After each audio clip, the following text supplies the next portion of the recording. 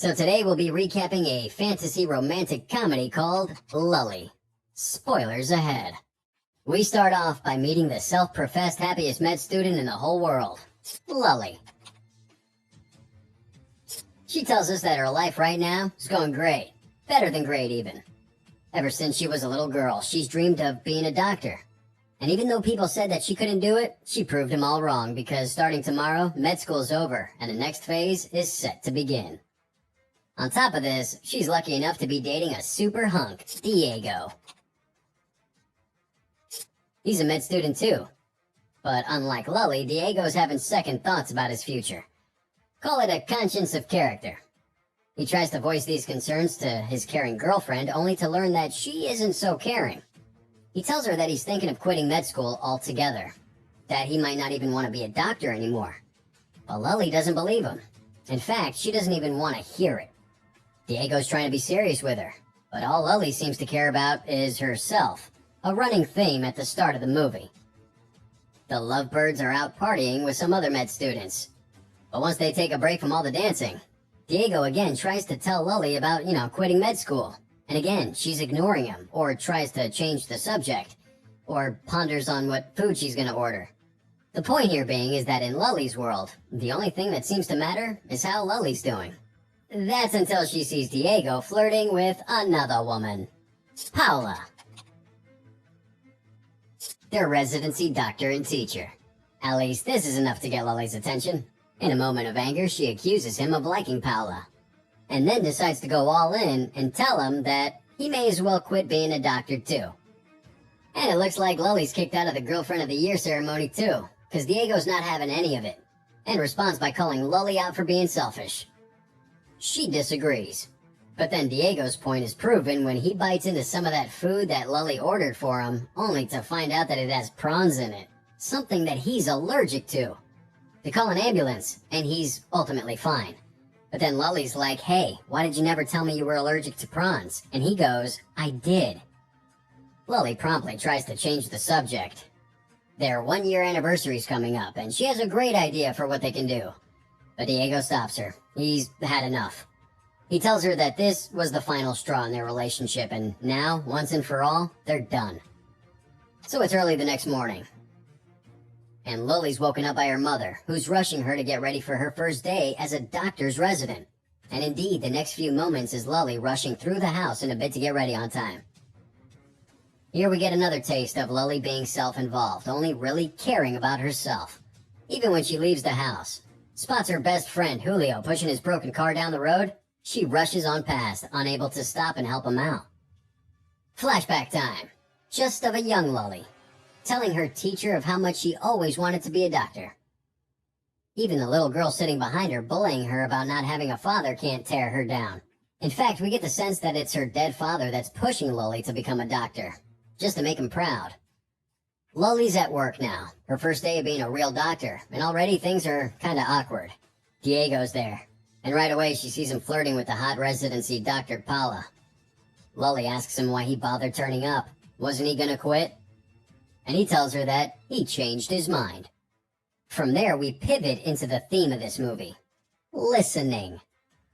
Paula tells the group that they can never be good surgeons if they don't listen to their patients, something that we all know Luli is bound to struggle with. And sure enough, their very first patient of the day, and Luli screws it up by not listening and trying to do everything herself. Paula catches her right away and makes sure to scold her right in front of the group, which leaves Luli feeling appropriately chastised. But a moment of redemption soon presents itself in our B-plot. You see, the B-plot for the film is a patient called Oscar.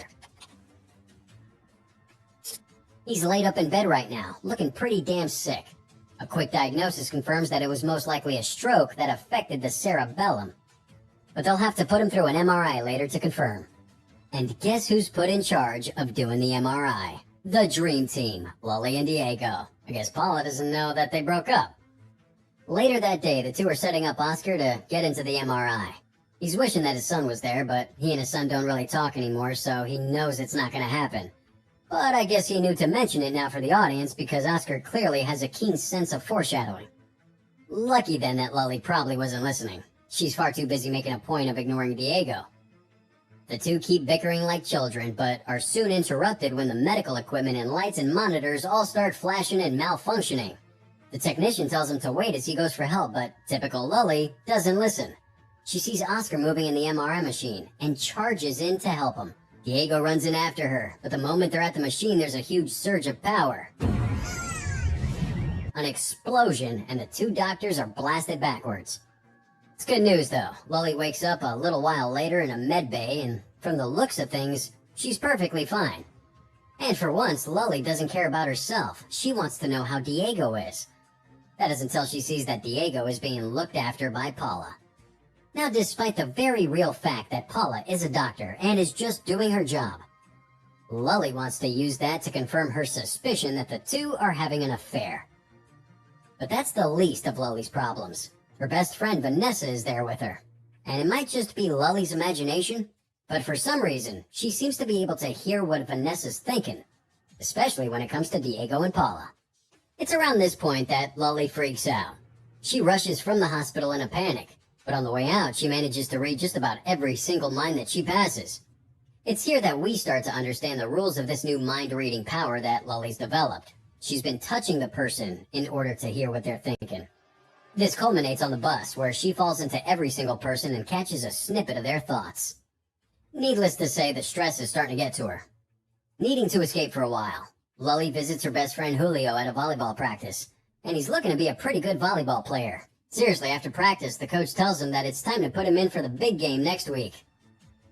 But Julio immediately panics, even claiming that he has a leg injury so that he can't play. But the coach shuts him down, telling him that he's playing, much to Julio's disappointment.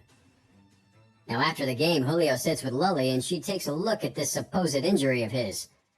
Of course, she reads his mind and learns that he's not actually injured, and he's just saying it to get out of playing. Fear's holding him back. She calls him out on it, but is soon breaking down in tears over her own tragic situation. Classic Luli. So they get back to Luli's house, where her mother's all over her about today's accident. A quick hug and a mind read reveals that her mother is really just worried about Luli's relationship, fearing that she'll be alone forever because she's so cold and pushes people away. So naturally, Luli pushes her away, hating that she can read minds now. Back in her room, she wonders why she and Julio aren't dating anymore. Julio tries to tell her that it's just because they aren't right for one another. But a moment of hand-holding, with Luli's signature mind-reading powers, Julio accidentally reveals that he's gay.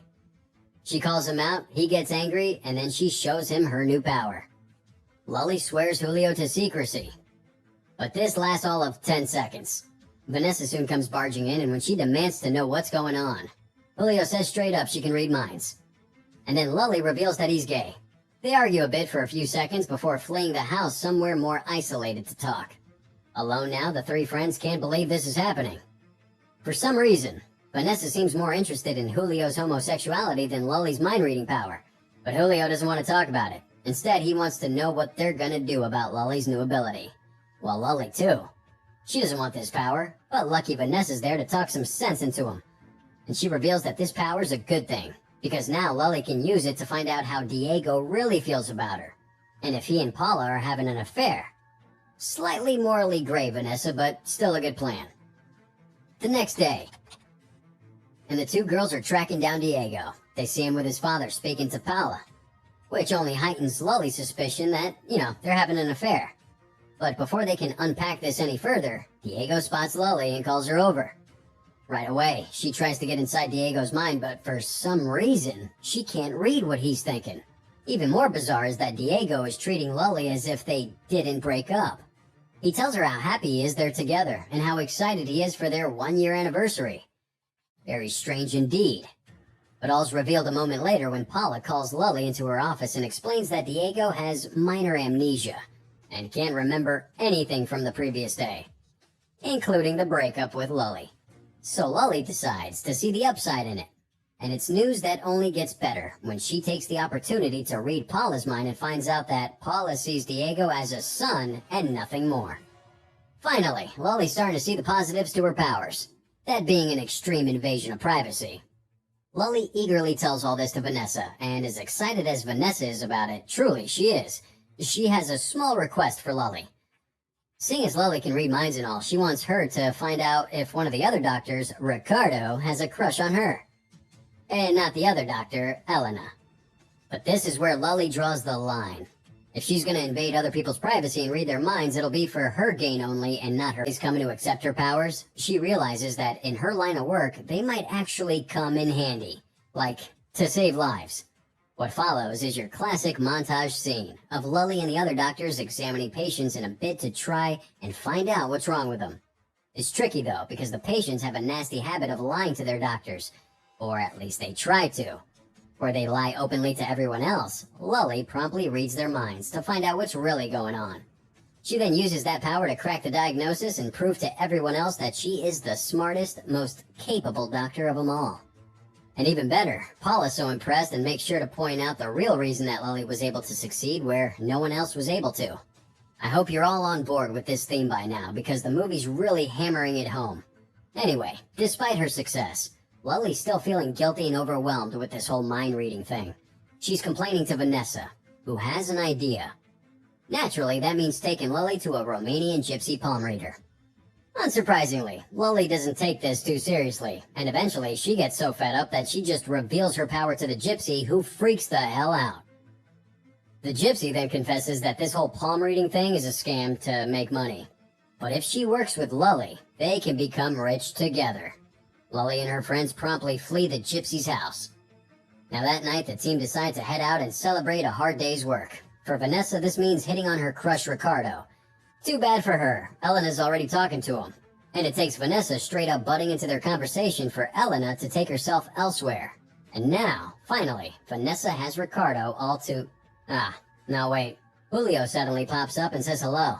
Well, that frustrates Vanessa more, who just wants some alone time with Ricardo. Little does she realize, though, that Ricardo's clearly vibing Julio.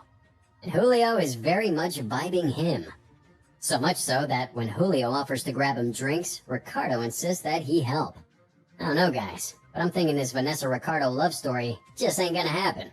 Maybe Vanessa's starting to feel it too, because she soon finds herself outside talking to the one person she doesn't want to, Elena. And Elena doesn't think too much of Vanessa either. At least they're being honest. This honestly continues when Elena reveals that Vanessa won't have to worry about her much longer, because she's being forced to move to Portugal with her parents. And then, in a very strange yet selfless act, Vanessa offers Elena a place to stay at her apartment. Vanessa's experiencing some character growth. But over here we have Luli still struggling on that aspect of her life. Despite the fact that she and Diego seem to be doing really well, like never before, she can't get past the fact that she's still lying to him about the two of them still being together. And even worse, Diego has completely come around from his no longer wanting to be a doctor. Now, that's all he wants. And what's better is that he wants to do it with Luli by his side. Now she's really starting to question whether or not she should tell him the truth. But she goes ahead and puts that concern aside for the night so the two of them can have some hot steamy sex. All this seems to have really hit the spot for Luli, and by the time morning rolls around, she's even more in love with Diego than ever. A shame that it can't last, as Diego's father soon arrives home and catches the two in bed together. But that's just the beginning. They all sit down for breakfast, and soon Diego and his father are in a heated conversation about what Diego should be doing with his life. And that conversation turns to an argument pretty quick, because Diego wants to be a doctor at a public hospital, but his dad wants him to go into private practice. So they're fighting and cursing, and Diego's father walks off in anger. Now the next day, Vanessa all but demands that Luli read Ricardo's mind already, and find out if he's really into her. She finally gives in and agrees. And a little later on, the three of them gather around to scan Julio's leg to see if he's really injured. As they do this, Ricardo carries on and on and on about Julio. Like, yeah, he can't stop talking about the guy. And so on. Vanessa watches Ricardo with infatuation. But when Luli reads his mind, well, she doesn't reveal what she finds out. But I think everyone with eyes and ears knows who Ricardo's really crushing on. And it ain't Vanessa. Before Luli can reveal this, Diego rushes in and tells Luli that their patient, Oscar, is getting worse. And it looks like he might not make it. All Oscar wants before he dies is to see his son. But he knows his son won't come. But he has to. And it's even more so when it's revealed that surgery might save Oscar, but Oscar won't agree to it, at least not without his son. Diego and Luli thus go and pay the son a visit. Now the son's skeptical about visiting his father, claiming that as an alcoholic his father never loved him and spent his entire childhood ignoring him and drowning his life in a bottle. But then Diego steps in. He reveals that his relationship with his father is pretty much the same. And he goes on to explain that his father always chose work over him and never showed that he cared. But that doesn't mean that he doesn't love him. In fact, Diego knows that his father loves him, even if he doesn't show it. Just like Oscar loves his son. It is really a nice speech, a touching moment, and it has the desired effect. The son decides to visit Oscar. He gives his okay for the surgery, and it ends up working and saving Oscar's life. Later that night, the team all go together to watch Julio play volleyball. He's really worried about starting in the game, but his leg was given the okay, and wouldn't you know it, he plays the game of his life. We see him block ball after ball after ball, ultimately helping set up the team for victory. His friends are cheering, Ricardo included, and they couldn't look happier. After the game, Vanessa asks Luli what she found out about Ricardo. And she asks that while Ricardo and Julio are clearly flirting 10 meters away from them. Yo, for real, girl, look over there. They flirting hard. It becomes so obvious that Luli doesn't even have to say anything. And finally, Vanessa realizes that she's barking up the wrong tree all this time. At least she's happy for him. But the good times can't last forever. The next day, Luli and Diego are checking in on Oscar when Diego suddenly gets his memory back, which means that he remembers that he and Luli are broken up, and she's been lying to him. Naturally, he's not too happy about that. His antipathy only lasts a moment though, cause the next thing we know, Diego's collapsing on the floor. They call for a medic and rush him to the ER. And in a moment of clarity, Luli actually listens to Diego. Or rather, she remembers what he told her before, back when she couldn't read minds. She remembers Diego complaining of a sore leg after his travels. And then she remembers him complaining of shortness of breath. She promptly tells Paula that it's most likely an embolism starting in his leg, and she explains why this is. And Paula's only too happy to listen. And thank God too that Luli finally started to listen somewhere, otherwise things wouldn't have been good for Diego. But it doesn't end there. As Diego's getting prepped for surgery, Luli's holding hands and looks over him in worry. Diego's then shocked with the defibrillator. An action which sends a pulse through that body right into Luli. And she flies backwards, landing on her butt. But she's fine, and in a moment she's too worried about Diego to think on what the repercussions of this might be. But I feel like we already know the answer to that, don't we? The surgery ends up going perfectly fine. Diego is alright. Even better, his cold and isolating father rushes to the ER when he heard what happened to his son. Diego's pretty surprised that he came, but his father tells him that of course he came. He's his son, and he loves him. And wouldn't you know it, facing a life-and-death situation was just what Diego needed to shore up his love for Luli too. Paula tells Diego that it's thanks to Luli that they were able to save him, and Diego can't help but forgive her for everything. They share a bedside kiss, and we just get the sense that everything's gonna be okay. And indeed, we cut to 2 years later, where we see Diego, Luli, and everyone else has graduated. The two are still together and madly in love. And Diego followed his passion, became a surgeon, where Luli has decided to go into something a little different. Her experiences with mind reading had made her realize how much she enjoys working with and helping people, and as a result, she became a personal physician. And that, my friends, is the definition of a happy ending. Thanks for chilling with us on our recap of the film Luli, produced by Netflix and released back in 2021.